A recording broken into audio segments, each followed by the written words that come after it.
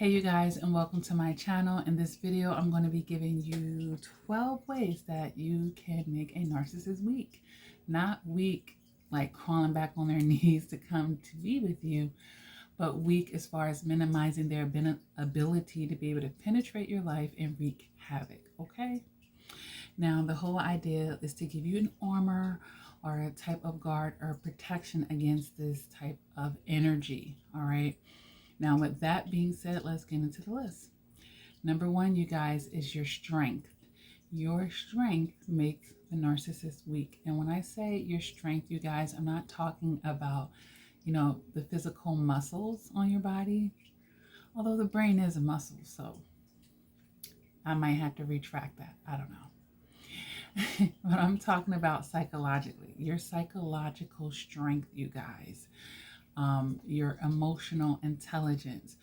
This, severely minimizes somebody's capabilities or ability to be able to come into your life and be an energy vampire, which is exactly what narcissists are. Okay.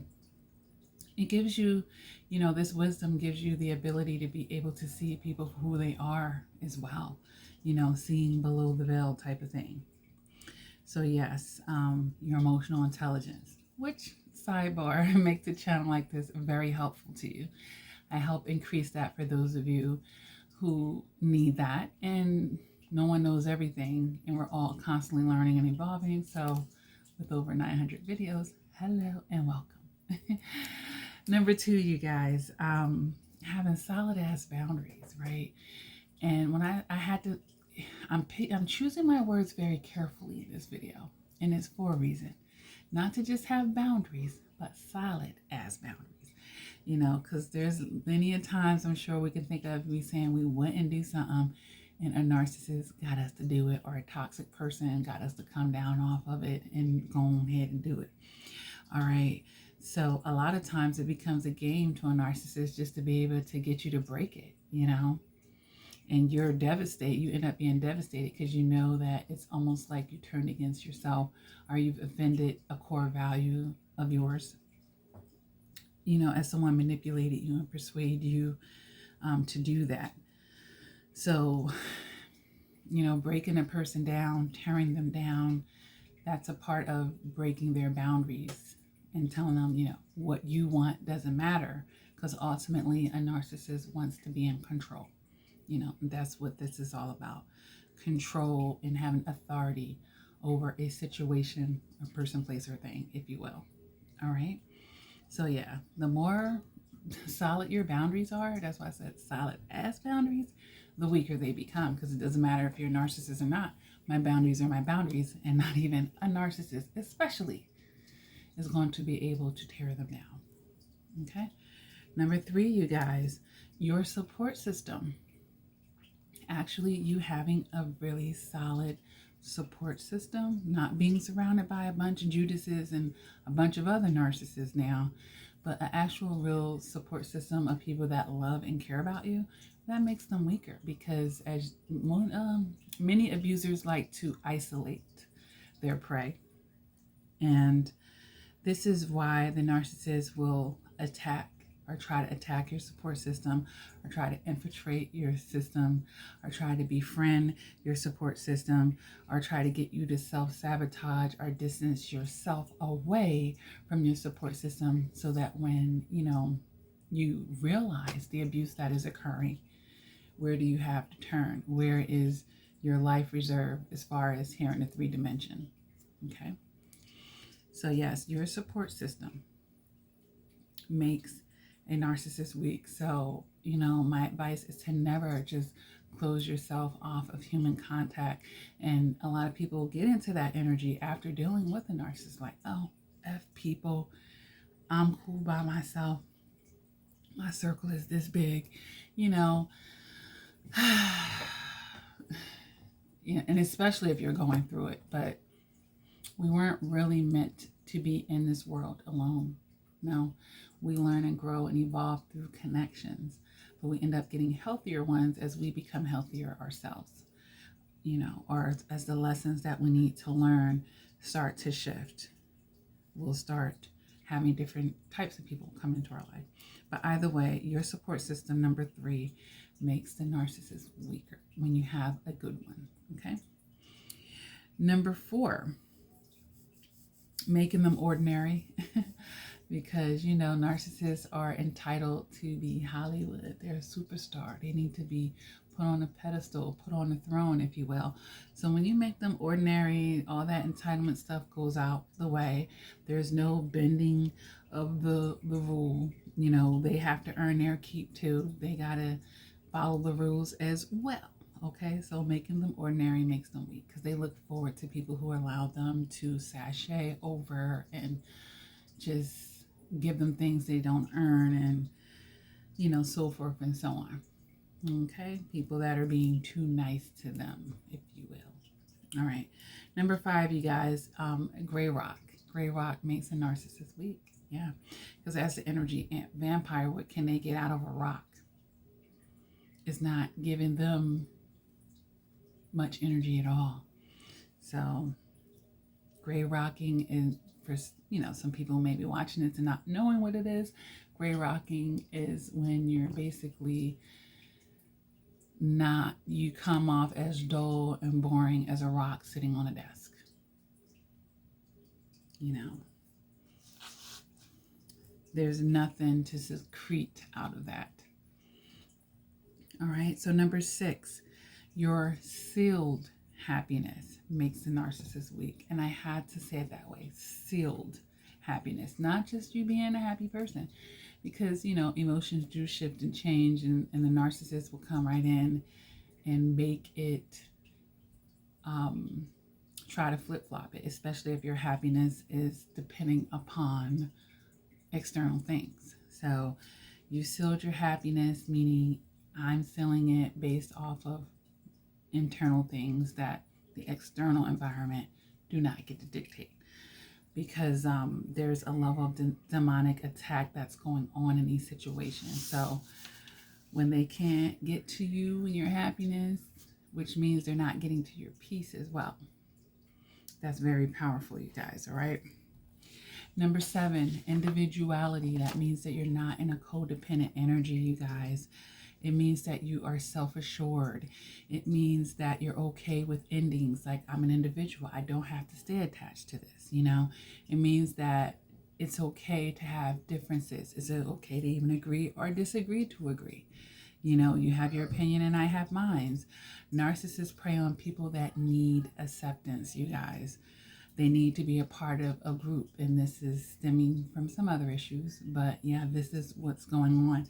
So the more you don't need closure for them, the more that you're just comfortable in your own skin, you're comfortable in singleness, you're comfortable in going out with just you, you're comfortable, like, you know, when they say, what do they say? When you are bored or lonely with yourself, you're in bad company. Meaning you need to refine yourself. You need to enrich yourself more, okay? So the more that you have done that kind of work and you are a bona fide individual, and it doesn't mean that you don't care about partnerships, doesn't mean that you don't want to come together and this and that, but you are very comfortable in being an individual. 2 individuals coming together is so different than 2 codependents coming together, for instance. So yeah, individuality.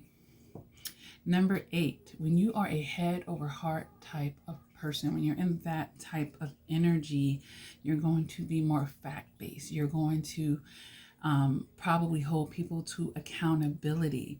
Narcissists prey on empaths. They do. And there's nothing wrong with being an empath, but I've made lots of videos to help people who feel like they're like super empathic or very empathic on how to have a healthy relationship with that gift, because it is a gift, but it can be to your detriment if you don't know how to manage that gift. All right. So people who are overly emotional, that prematurely attach to people emotionally, that's what we want to watch out for. All right. So definitely be a head over heart type.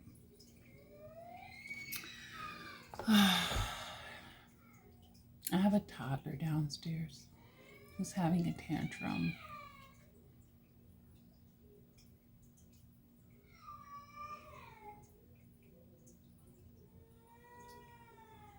She's with family. So I'm just like, should I just talk over this or what?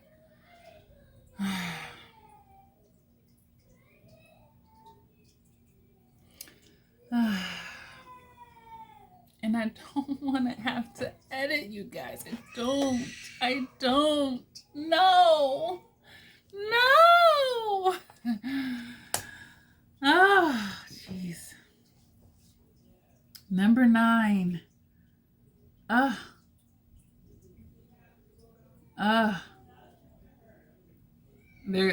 hear them talking like she's gonna have to go down another level. Mom's recording her videos. Ay, ay, ay. But yeah, head over heart, you guys, because then it is what it is. There's no wiggle room for this and that. Okay?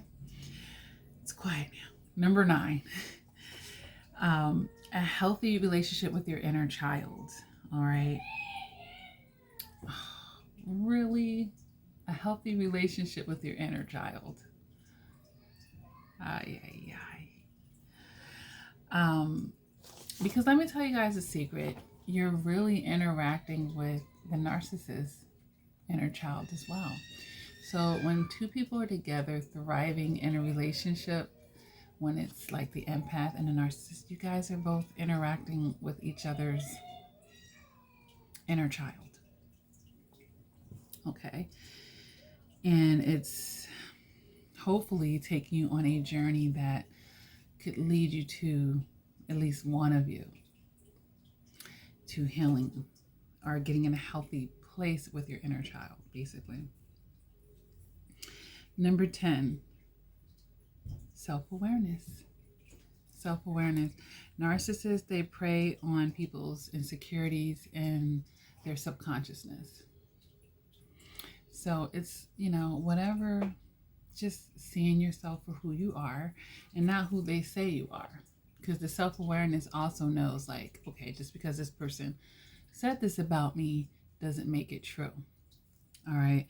But if someone is trying to throw something in your face that is true about you, and as we all are a work in progress, if your confidence, if your self-worth and self-esteem does not rely on that person's understanding of that situation or that person's acceptance of that situation, how powerful would they be then? Right? They just wouldn't be. So, yeah, have the self-awareness. And it could be for anything. If someone had a handicap, or if someone had like a speech impediment, or maybe you had a lot of acne on your face, or maybe you were overweight or feeling insecure about it. Just know what your insecurities are, because that's what they're going to try to figure out and prick you with. And the more comfortable you become in your skin, like, I'm beautifully flawed. I love the imperfections about me. And if I don't love them, I'm working on them, but I accept them. And no one's going to shame and guilt me for them. Right? So you need to be, that type of person, because they will try to go there. They will. Number 11, you guys, is your spirituality. Your spirituality can actually make a narcissist weak. And I'm not talking about your religion. There's a difference between your religion and your spirituality. You can religiously go to church all the time. And I have had so many coaching sessions with people who religiously went to church and they still fell for the narcissist, and, they weren't able to recognize the spiritual attack and so forth and so on. But that spirituality, that's what you need to know. Then you'll understand things like demonic attack, light and dark, people on assignment to try to sabotage your life and whatnot. You'll be able to recognize that we're all vessels being used for one or the other in any given moment, right?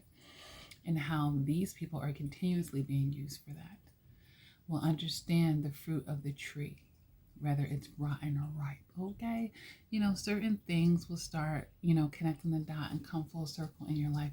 When you have a tap to your spirituality, you're probably going to be meditating, or you're going to be staying prayed up. You're going to be cleansing energy around you as you go out into the public, and you're exposed to all types of energies as it is. All right, so there's just certain things that you'll be doing when you are spiritually aligned and connected that you may not even be considering. you know, just understanding the spiritual aspects to letting someone even touch your skin, let alone having sex with them, procreating with them, and all these types of things, you know. It will become a lot more serious. It doesn't mean that you won't be able to have fun, or you're just going to be this stiff person, and or that you don't even have a religion because you're spiritual. No, to each his own, but you have to have spirituality. You must. You must. All right. If anything, after that experience, most people are more than happy to connect with spirit because it's a void that needs to be filled in their soul with spirit. And that helps them actually heal through that situation or experience. All right. So number 12 on my list is your dedication to being drama free. These type of people love drama. That's what it is. It's constant invites, left and right invites to drama, invites to gossip, invites to be a flying monkey, invites to be in a third party situation. Like these people, you know, they're dedicated to having a drama-filled life. So the more you are dedicated to being drama-free, it's going to be like oil and water. Like it's just not going to mix. And you're going to swiftly show them to the door when they start bringing that drama.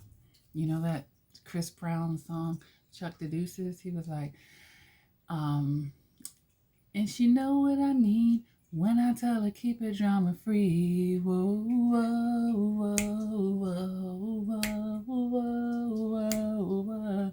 This is, you know, yeah. You're like, nah, you don't know what it means to keep it drama free. So, chucking the deuces. Okay. I don't think I can get a copyright strike if I was just singing it right a cappella. I hope not. You never know around these YouTube streets. Either way, you guys, thank you for hanging in. Let me know if you made it through the whole video. Thank you for your patience because I really don't want to edit, you guys. I'd rather not. I'd rather not. I have so much to do. I'd rather be making another video for you guys, getting more content than editing per se. So let me know. Can you grin and bear with my little imperfections here and there as I have a house full and I have 4-year-old twins running around? Either way, if you have any other advice that you would like to give others on how to make a narcissist week, leave it down there. You know, I just thought of something. But I don't, no, I'm not going to say that. I'm not going to say that. Strike that. Never mind. Never mind. I don't want to add it to the list. One of you are probably going to say it down there, though. It's okay if you do. I'm choosing not to for my own reasons. It's a little bit of a gray area. But either way, I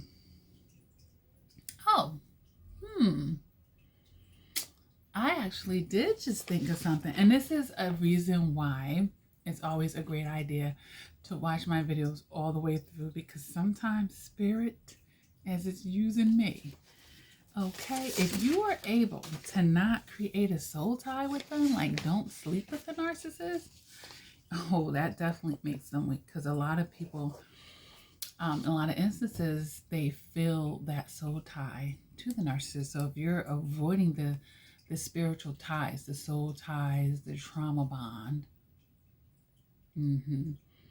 yeah. So let me write that down.